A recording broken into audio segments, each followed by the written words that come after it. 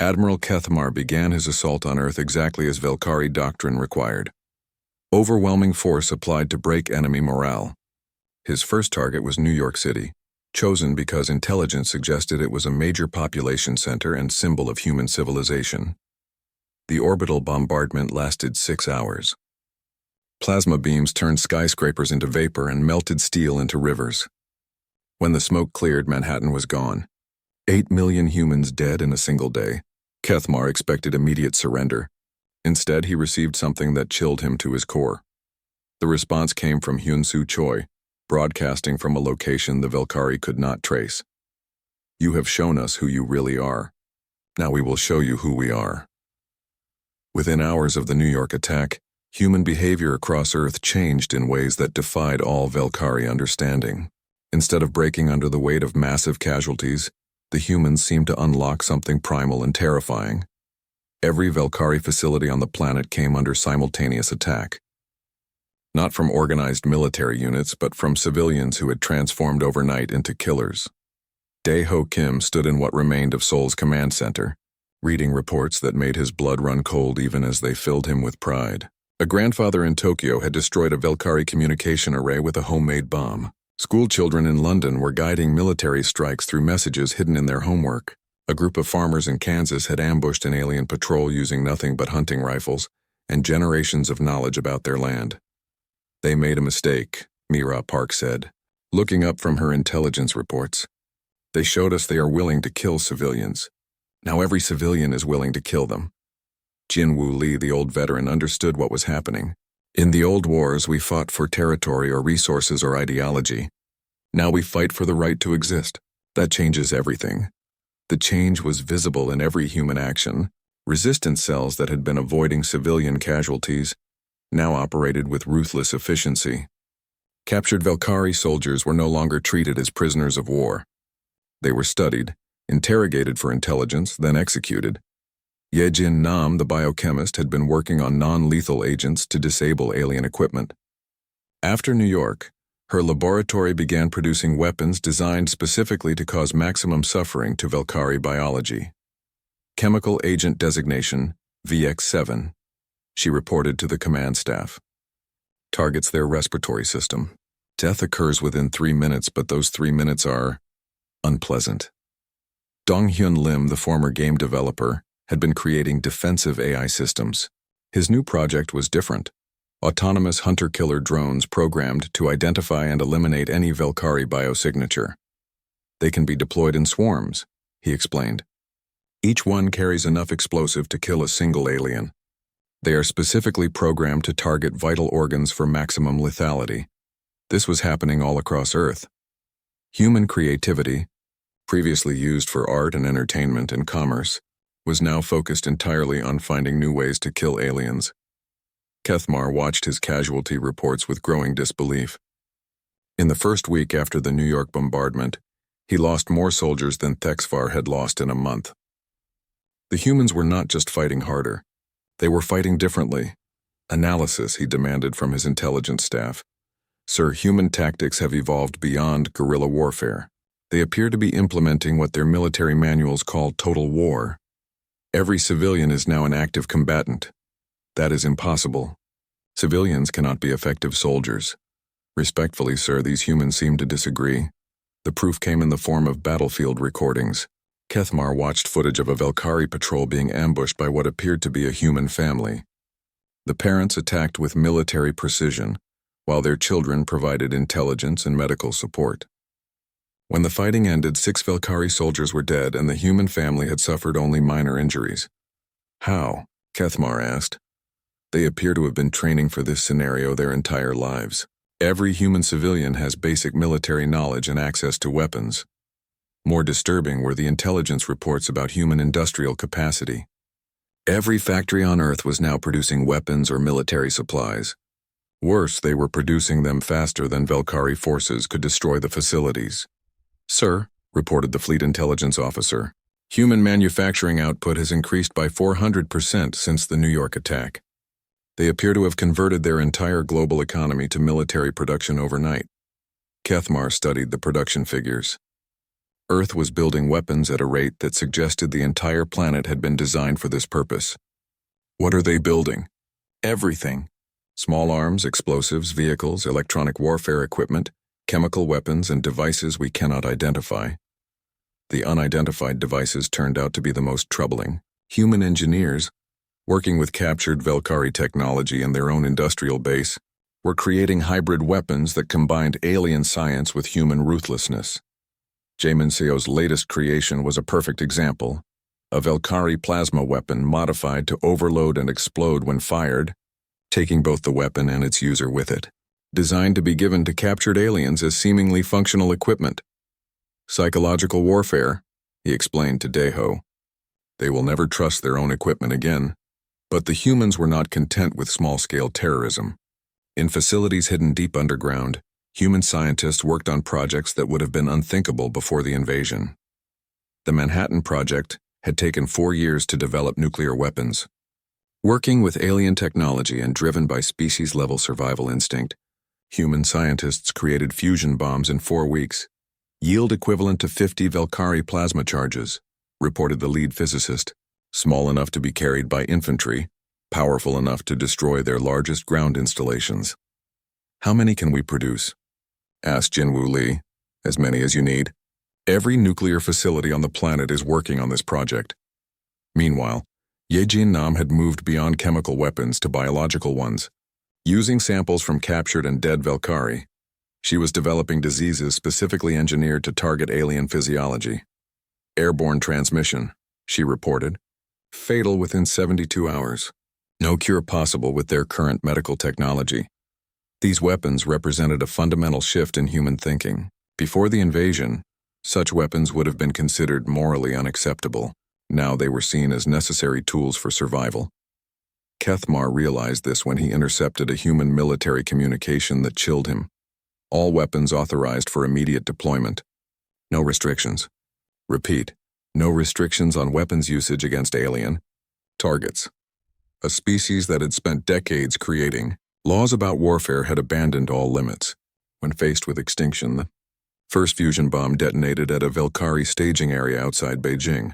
The explosion was visible from orbit, and when the light faded, 5,000 alien soldiers and their equipment were simply gone. Similar attacks followed within hours. Biological weapons released into alien-controlled areas. Chemical attacks on Velkari supply convoys, fusion bombs deployed against every major alien installation. But the most terrifying moment came when Kethmar's own flagship came under attack. Somehow, humans had infiltrated his ship. The intruders moved through the corridors with professional efficiency, killing crew members and planting explosives. When security forces cornered them in the reactor chamber, the humans activated suicide devices rather than allow themselves to be captured. How did they get aboard? Kethmar demanded. Unknown, sir. But one of them left this message.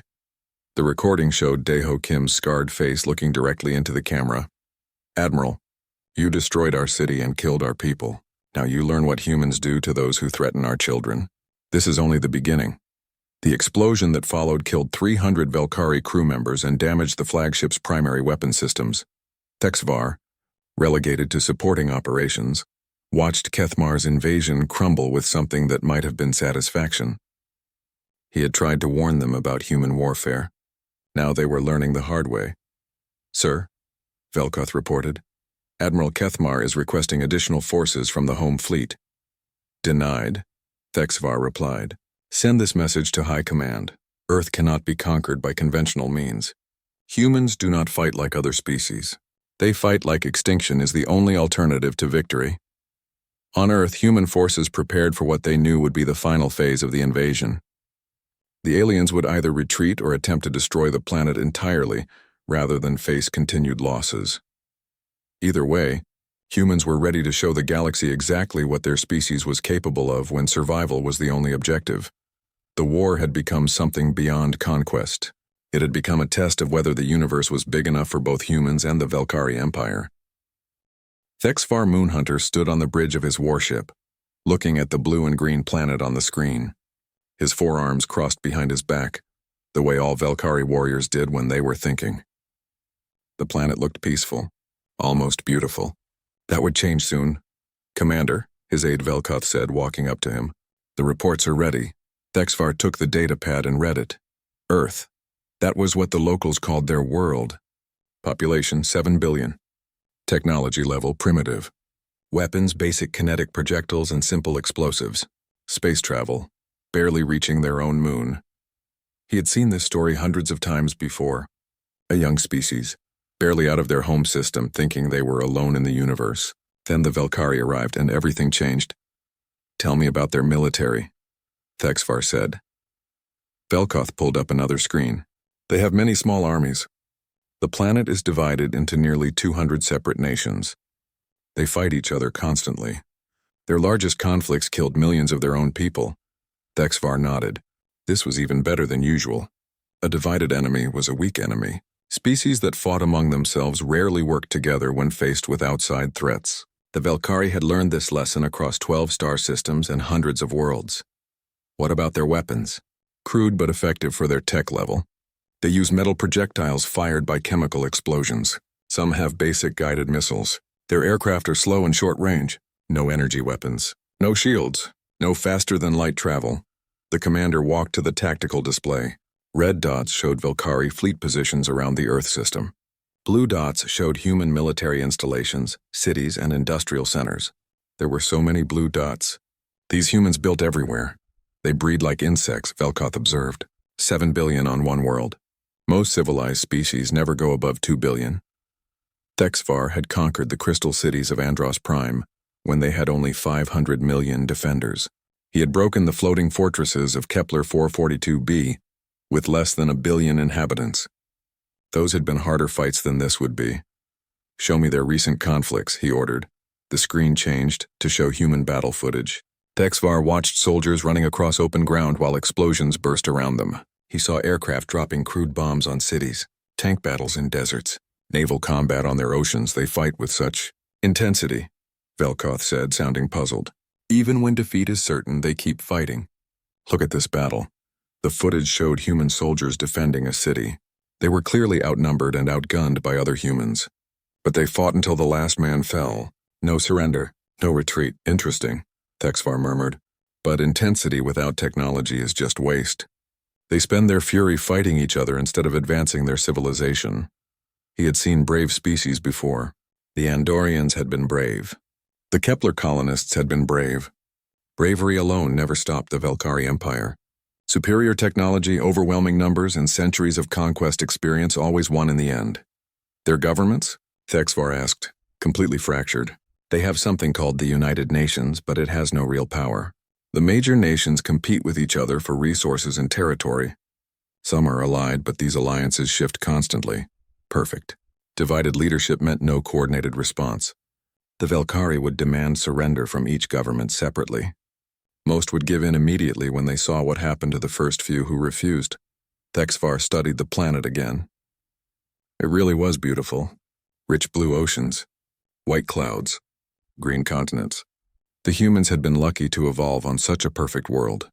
That luck was about to end. What do you think, Commander? Velkoth asked. 2 weeks, 3? Less, Thexvar replied. Once we demonstrate our power, they will surrender quickly.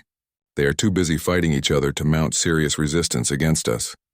He pulled up records of past conquests.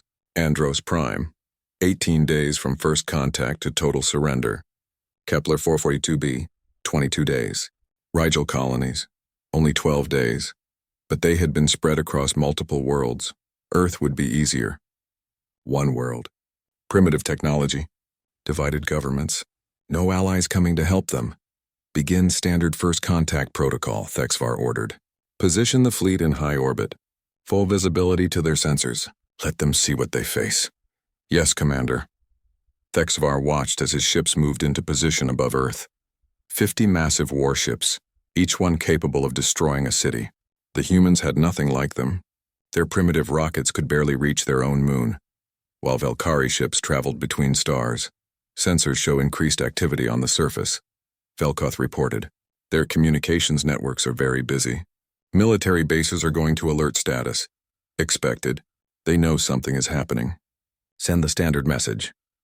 The communication officer began broadcasting on all human frequencies. The message was simple and had been used successfully for centuries. Surrender now, and your species will be allowed to live as subjects of the Velkari Empire. Resist and face extinction. Thexvar had delivered this ultimatum personally to the rulers of dozens of worlds. Some surrendered immediately. Others asked for time to consider. A few chose to fight. The result was always the same. How long until we receive their response? He asked. Based on their communication technology, several hours for the message to reach all major governments, perhaps a day for them to discuss it among themselves. Thexvar nodded. He would give them exactly 24 hours. Enough time to understand their situation, but not enough to mount any meaningful resistance. He thought about the human footage he had watched. Such fierce fighting, but against enemies using the same primitive weapons they had. What would they do when faced with Velkari plasma cannons and energy shields? When their metal bullets bounced harmlessly off advanced armor? When their cities burned under orbital bombardment? They would do what every other species did. They would surrender. Sir, the communications officer called out. We are receiving multiple transmissions from the planet. Already? Put the strongest signal on speaker. A human voice filled the bridge. The words were translated by Velkari computers. Unknown vessels, this is Earth Defense Command. State your intentions immediately. Thexvar smiled. Earth Defense Command. They were already trying to sound unified and strong, but he could hear the fear underneath. They knew they faced something beyond their understanding. The conquest of Earth had begun. Tomorrow, he would send a demonstration of Velkari power. A small target just to show them what resistance meant. Then the surrender offers would come flooding in, and another world would join the Empire. War was nothing new to Thexvar Moonhunter. This would be just another victory in a long career of victories. Thexvar waited in his command chair as the 24 hours passed. He expected desperate messages from human governments, begging for mercy or offering conditional surrender. Instead, something strange happened. The humans went quiet. Sir, Velkoth reported, human military communications have increased by 300%, but they are using encryption we cannot break quickly. Show me their fleet movements, Thexvar ordered. The tactical display revealed something unexpected. Human military units were moving, but not retreating or hiding. They were repositioning. Armies that had been facing each other across borders were now turning outward. Naval fleets were leaving their home ports and spreading across the oceans. Are they preparing to attack each other? Velkoth asked. Thexvar studied the patterns. He had seen this before, but never so quickly. No, they are unifying. In the command center in Seoul, Dae-ho Kim studied the reports flowing in from around the world. As a special forces operator, he had trained to fight many enemies. He never expected to fight aliens, but training was training. North Korean units are moving to defensive positions along the DMZ, reported Mira Park, the intelligence officer who had been his enemy just yesterday. American forces are repositioning from bases worldwide. Chinese naval units are moving to protect shipping lanes. Dae-ho nodded. The impossible was happening. Ancient enemies were putting aside their differences to face a common threat. Korean reunification had taken less than 6 hours when faced with alien invasion. What do we know about their capabilities? Asked Hyun-soo Choi, the translator who had become humanity's voice to the aliens. Limited data, Dae-ho replied. But their ships are massive and they travel between stars. Our weapons might as well be rocks and sticks, Dang, so what do we do? Asked Sun Mi-jung from her communications station. Dae-ho looked at the tactical display showing alien ships in orbit above Earth. 50 vessels, each one larger than any human ship ever built. But numbers meant something too. We do what humans have always done, he said. We fight. Back on the Velkari flagship, Thexvar received the human response exactly 24 hours after his ultimatum. It came not from one government, but from something calling itself the United Earth Defense Command.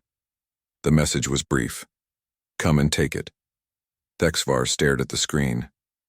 In his 3 centuries of conquest, no species had ever responded with such simple defiance. Usually they begged for mercy, offered tribute, or tried to negotiate. These humans just told him to come and take their world. Sir? Velkoth asked. Your orders? Begin demonstration protocol. Target selection. Military installation with minimal strategic value. We will show them the cost of defiance. The target chosen was a remote outpost in the Korean demilitarized zone. Intelligence suggested it was a listening post with perhaps 50 human soldiers, perfect for demonstrating Velkari power without destroying anything truly important. Thexvar personally oversaw the strike. A single plasma blast from orbit precisely targeted.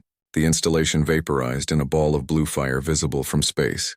Message sent, Velkoth reported. Human communications networks are very active again. Thexvar expected to receive surrender offers within hours. Instead, something unprecedented happened. Jin-Woo Lee, a 70-year-old veteran of the Korean War, stood in the Unified Command Center watching reports flood in from the destroyed outpost. He had seen war. He had seen men die, but he had never seen an entire building simply disappear. Casualty report? Daeho asked. 43 confirmed dead, Mira reported. No survivors in the target zone. The room fell silent. These were the first human deaths in the alien war. But instead of fear, Jin-Woo felt something else building in the room. Something cold and hard. Broadcast the data, he said quietly. Sir? Hyun-Soo asked. Everything. Plasma weapon characteristics. Energy output. Targeting precision. Broadcast it to every military unit on Earth. Make sure everyone knows exactly what we are facing. Within minutes, detailed analysis of the Velkari attack spread across human networks. Scientists in laboratories, military planners in bunkers, and soldiers in the field all received the same data. The aliens had superior weapons, but now humans knew exactly how superior. Thexvar monitored human communications, waiting for the surrender. Instead, he intercepted something that confused him. Confirmed plasma-based energy weapon, a human voice reported. Estimated yield equivalent to 50 tons conventional explosives. Targeting system appears to rely on heat signatures and electromagnetic emissions. They were analyzing his weapons, not panicking, not surrendering, studying. Sir, the communications officer reported, we are receiving a response from Earth Defense Command. Put it through. Hyun-Soo Choi's voice filled the bridge, speaking calmly in accented English. We have received your demonstration. Message understood. However, our response remains the same. Come and take it. Thexvar leaned forward in his command chair. Repeat that. The message played again. Same words, same calm tone. They are not surrendering, Velkoth observed unnecessarily. No, Thexvar agreed. They are not. He had seen stubborn resistance before. The Andorians had held out for weeks before accepting reality. But they had never analyzed Velkari weapons and immediately shared the data with their entire military. Show me global human activity, he ordered. The display revealed a planet transforming itself for war. Industrial facilities were converting to military production. Civilian populations were evacuating from cities, but not randomly. The movements were organized, purposeful. They are preparing for invasion, Velkoth said, yes. But look at the patterns. They are not just preparing to defend. They are preparing to fight. In Seoul, Daeho studied the same satellite images the aliens were watching. Human armies were repositioning across the globe, but not to defensive positions. They were spreading out, creating multiple supply lines, establishing redundant command structures. If they land, he told the gathered commanders, we will not try to stop them at the beaches. We will let them land, then show them what humans do to invaders. Mira looked up from her intelligence reports. North Korean tunnels have been connected to South Korean bunker systems. Chinese industrial capacity is being shared with American logistics networks. Russian winter warfare specialists are training African desert fighters. And, Daeho prompted, the entire planet is becoming a weapon. Boram Kang, a young pilot, raised her hand. What about their ships? Our fighters cannot reach orbit. Jinwoo smiled grimly. Then we make them come down to us. Thexvar studied the human preparations with growing unease. This was not how conquests usually proceeded. By now, most species were either surrendering or making futile last stands at obvious targets. The humans were doing neither. They were disappearing into their own planet, spreading out, making themselves hard to target. Worse, they were sharing information and resources at a speed that suggested they had been preparing for this moment their entire history. Recommendations? He asked his staff. Standard protocol, replied Velkoth. Begin orbital bombardment of major population centers. Once they see their cities burning, they will surrender. Thexvar nodded slowly. It had always worked before. But as he watched the blue planet turning itself into a fortress, he had the strangest feeling that this time might be different. He activated the fleet communication system. All ships prepare for Phase 2 operations. Target major population centers for demonstration strikes. The conquest of Earth would continue, but for the first time in his career, Thexvar Moonhunter was not certain of victory. On the surface below, 7 billion humans prepared to show the galaxy what they had learned from fighting each other for thousands of years. Thexvar gave the order for full-scale invasion at dawn. Velkari landing ships descended through Earth's atmosphere like falling stars, carrying 50,000 elite warriors to 6 different continents. This was more than enough force to break any primitive world. The first landing site was in Korea. Thexvar chose it personally because the humans seemed to be coordinating their defense from that region. Crushing their command center would end organized resistance quickly. The Velkari dropships touched down in fields outside Seoul. Warriors in advanced armor poured out, energy weapons charged and ready. They expected to face primitive humans with metal projectile weapons. Instead, they walked into hell. Daeho Kim waited in a bunker 3 kilometers away, watching through cameras as alien soldiers emerged from their ships. He had positioned his mixed unit of Korean, American, Chinese, and Japanese soldiers in hidden positions throughout the area. "Let them spread out," he whispered into his radio. "Wait for my signal." The Velkari advanced in standard formation, energy shields up, scanning for human defensive positions. They found empty buildings and abandoned vehicles. No obvious threats. That was when the first mines exploded, not under the aliens but around them. The explosions created smoke and dust clouds that blocked their sensors. In the confusion, human soldiers emerged from hidden tunnels and began attacking with weapons the aliens did not expect. "Fire!" Daeho shouted. His soldiers opened up with modified weapons, firing armor-piercing rounds made from alien metal salvaged from the destroyed outpost. The bullets penetrated Velkari shields that had been designed to stop energy weapons, not primitive kinetics. 3 aliens fell before they could react. Then the humans disappeared back into their tunnels. "What was that?" demanded the Velkari field commander through his radio. "How did primitive weapons penetrate our shields?" On his flagship, Thexvar studied the battle reports with growing confusion. Humans were attacking, then retreating, then attacking again from different positions. They were not trying to hold ground or destroy the landing ships. They were trying to kill as many Velkari as possible while taking minimal losses themselves. "Sir," reported Velkoth, "landing forces report significant casualties. Human weapons appear to have been modified specifically to counter our defenses." "How is that possible? They have only seen our technology for 2 days." "Unknown, sir, but they are adapting faster than our forces can adjust tactics." In the tunnels beneath Seoul, Mira Park coordinated with resistance cells across the globe. The North Korean tunnel systems, built over decades to survive nuclear war, had been connected to subway systems, sewer networks, and basement bunkers. Every major city on Earth now had similar underground networks. "Beijing reports successful hit-and-run attacks," she told Daeho. "London resistance has destroyed 2 landing craft. Moscow team reports 20 alien casualties with 0 human losses." Daeho nodded. This was not the kind of war the aliens expected. They were used to facing armies that stood and fought in the open. Humans had learned better lessons from centuries of fighting each other. Above ground, the Velkari field commander tried to establish a secure perimeter around the landing site. Every time his soldiers moved forward, humans appeared from nowhere, attacked, and vanished. Every building might contain enemies. Every street corner could hide an ambush. "Orbital support," he requested. "Target human positions with precision strikes." Unable to comply came the response from the fleet. "Human positions are too close to your forces. Risk of friendly fire." The humans had done something no other species had tried. They were fighting so close to the invaders that orbital weapons could not be used without killing Velkari soldiers. Jin-Woo Lee watched the battle reports from the command center. At 70 years old, he had lived through the Korean War, Vietnam, and dozens of smaller conflicts. He understood something the aliens did not. "They fight like they have superior technology and expect us to line up and die," he told the command staff. "But humans do not fight that way. We fight to win no matter the cost." Sun Mi-young looked up from her communications station. "Sir, reports coming in from all landing sites. Similar pattern everywhere. Human forces are avoiding direct confrontation but inflicting heavy casualties." "Good. Phase 2? Ready to implement." Jin-Woo nodded. Begin civilian evacuation protocols. Across Earth, something that looked like panic began. Millions of humans fled from cities, crowding roads and transportation systems. From orbit, it appeared that human civilization was collapsing under the pressure of invasion.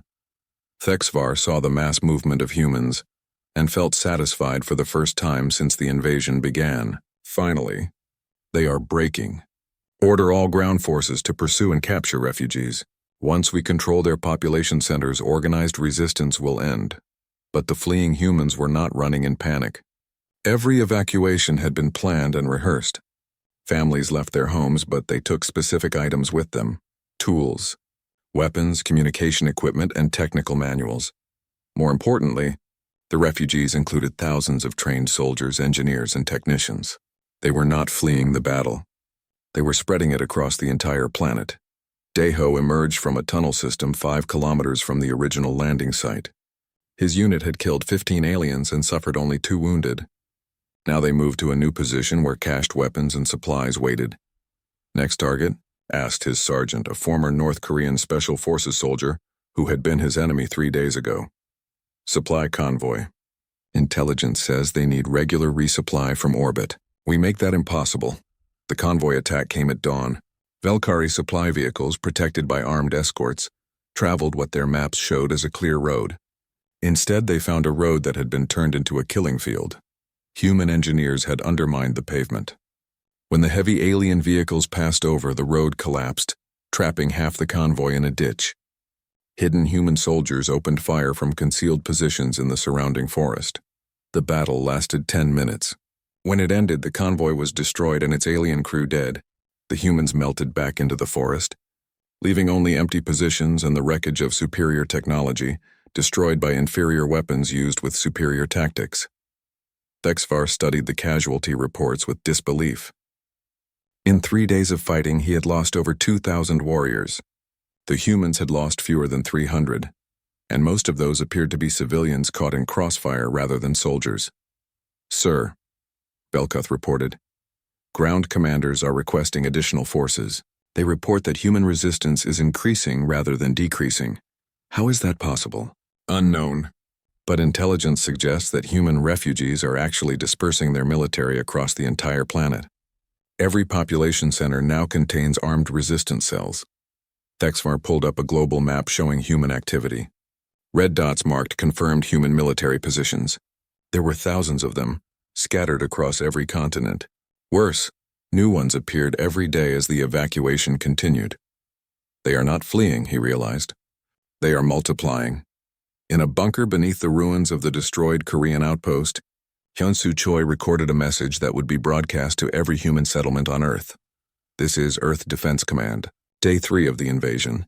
Enemy casualties, 2,000 confirmed. Human casualties, minimal. The aliens fight like they expect us to stand still and die. They do not understand that humans have been preparing for this war our entire history." She paused, looking at intelligence reports from around the globe. "Every war we have fought among ourselves has taught us lessons. How to hide from superior firepower, how to strike and disappear, how to turn our own cities into weapons, how to make every civilian a soldier when needed." The message continued. "The aliens think they are fighting a primitive species. They do not realize they are fighting a species that has spent 10,000 years learning how to kill efficiently. Today we begin teaching them what human war really means." Thexvar intercepted the broadcast and listened to it translated into Valkyrie. When it finished, his bridge fell silent. "Analysis?" he asked quietly. Belkuth consulted his datapad. "Sir, if these casualty numbers are accurate, we are losing this war." For the first time in 3 centuries of conquest, Thexvar Moonhunter faced the possibility of defeat. Not by superior technology or overwhelming numbers, but by an enemy that fought unlike anything in Valkyrie experience. The humans were teaching him what war meant when survival was the only objective. After 1 week of fighting, Thexvar sent his first request for reinforcements in over a century of conquest. The message to Valkyrie High Command was brief. Additional forces required on Earth. Human resistance stronger than anticipated. The response came within hours. Request denied. Complete conquest with current forces or face replacement. Thexvar stared at the message on his screen. The High Command did not understand what was happening on Earth. They thought he was simply being cautious or perhaps growing soft in his old age. They could not comprehend that a primitive species was actually winning. In the underground facilities beneath Seoul, human engineers worked around the clock on captured alien technology. Jaemin Seo, who had been designing computer processors just a week ago, now studied Velkari energy weapons with the intensity of a man whose species depended on his success. Power source is some kind of plasma containment system, he reported to Daeho. But the containment field has a weakness.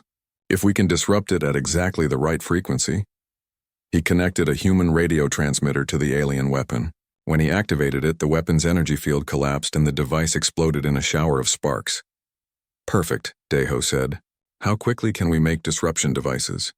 Give me 2 days and access to 3 electronics factories. You have it. This was happening all across Earth. Human scientists and engineers, working with materials and technology they barely understood, were finding ways to turn alien advantages into weaknesses. Hyejin Nam, a biochemist in Seoul, was developing new chemical weapons specifically designed for Velkari biology. Dong-hyun Lim, who had been programming video games the week before, was now creating tactical AI systems that could predict alien movement patterns. The speed of human adaptation shocked Thexvar more than their resistance. Most species took years to develop new technologies. Humans were doing it in days. Sir, reported the communications officer, we are detecting massive industrial activity across the planet. Human factories are operating at maximum capacity. Building what? Unknown, but energy signatures suggest advanced manufacturing. They appear to be mass-producing something. Thexvar knew what they were building. Weapons. Specifically, weapons designed to kill Velkari. The first test came 2 days later when a Velkari patrol encountered human soldiers equipped with the new disruption devices. The aliens activated their energy shields, confident in their protection. The humans activated their transmitters. Every Velkari shield failed simultaneously. Human bullets, previously ineffective, now found their targets with devastating accuracy. The entire patrol died in less than 30 seconds. Similar reports came from every active combat zone. Human weapons that had been useless against Velkari defenses were now cutting through alien forces like they had no protection at all. How? Velkoth asked, studying the battle reports. How did they develop countermeasures so quickly? Thexvar thought about the human footage he had watched before the invasion. Humans fighting each other with desperate intensity, adapting tactics in the middle of battles, turning every defeat into a lesson for the next fight. They have been preparing for this war their entire existence, he said quietly. Every conflict they fought among themselves was practice. On Earth, the nature of the fighting was changing. Human forces were no longer just surviving alien attacks. They were hunting alien soldiers. Mira Park coordinated an operation in the ruins of Busan. Intelligence indicated a small Velkari outpost with valuable equipment. Instead of the usual hit-and-run tactics, this would be a capture mission. Remember, Daeho told his team before they moved out, we need prisoners and intact technology. The scientists say every piece of alien equipment helps them develop better countermeasures. The assault came at midnight. Human soldiers, wearing night vision equipment and moving in complete silence, surrounded the Velkari position. The aliens, confident in their superior sensors, never saw them coming. The battle lasted less than 5 minutes. When it ended, 3 Velkari soldiers were dead and 2 were unconscious. More importantly, the humans had captured an intact communication system and detailed maps of other alien positions. But something else happened during that raid that would change everything. One of the captured Velkari soldiers, badly wounded but conscious, looked up at Daeho with something that might have been respect. You fight differently than expected, the alien said through a translation device. How did you expect us to fight? Daeho asked. Like the others. Form battle lines. Use your best weapons. Fight with honor until defeated. Daeho knelt beside the wounded alien. We fight to win. Honor is for the survivors. The captured Velkari was taken to a secure facility where human interrogators learned something that changed their understanding of the war. The Velkari Empire had conquered dozens of species, but they had never faced anything like human warfare. They expect civilized battle, the interrogator reported to Jinwoo Lee. Stand-up fights between organized armies. They do not understand guerrilla warfare, sabotage, or total civilian involvement. What about their other conquests? Species that fought conventionally. Armies against armies. When defeated, the civilians surrendered. They have never fought a species where every citizen is a potential soldier. Jinwoo studied this information carefully. The Velkari were not just technologically superior. They were psychologically unprepared for the kind of war humans fought when survival was at stake. Send word to all resistance cells, he ordered. New intelligence indicates the enemy cannot adapt to irregular warfare. Increase operations tempo. Hit them everywhere all the time. The results were immediate and devastating. Velkari forces found themselves under constant attack from enemies they could not predict or counter. Supply convoys were ambushed daily. Communication arrays were sabotaged. Landing sites came under sniper fire from positions the aliens could not locate. Worse, the humans were learning. Every captured piece of technology was reverse engineered. Every dead alien was studied. Every tactical victory was immediately shared across the global resistance network. Thexvar watched his casualty reports climb, while his strategic position deteriorated. 4,000 warriors dead, 20 landing sites abandoned, supply lines stretched to the breaking point. Sir, Velkoth reported, Admiral Kethmar's fleet has arrived in system.